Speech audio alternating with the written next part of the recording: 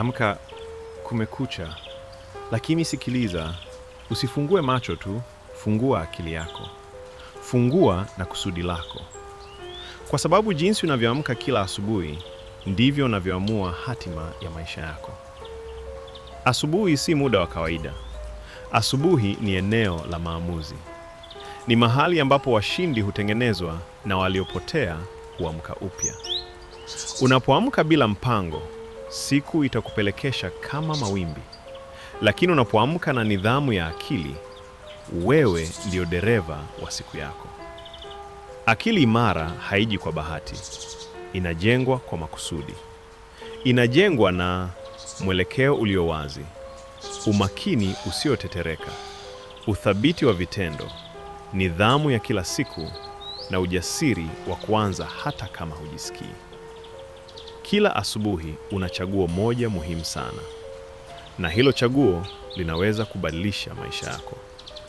Kuinuka kama jana au kuinuka kama mtu mpya mwenye kusudi. Usianze siku kwa hofu. Usianze kwa kulalamika. Usianze kwa kuangalia simu yako. Anza kwa shukrani. Anza kwa nidhamu. Anza kwa imani kwamba umepewa nafasi ingine ya kupambana. Kwa sababu ukweli ni huu: ukimiliki asubuhi yako, unaidhibiti siku yako.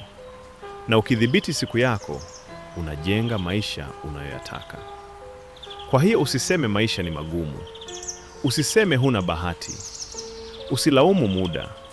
Usilaumu mazingira. Jiulize swali moja tu: je, unaamka vipi kila asubuhi? Kwa sababu hapo ndipo ushindi wako unapoanzia. Kama ujumbe huu umeamsha kitu ndani yako, kama unataka akili imara, nidhamu na mwelekeo wa ushindi, basi hii si video ya mwisho kwako. Subscribe sasa kwenye chaneli yetu ya Fikra Thabiti. Like, comment and share na marafiki zako ili na wao wajifunze kitu.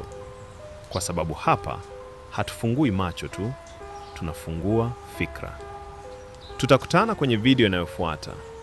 Inuka, chukua usukani, shinda siku yako.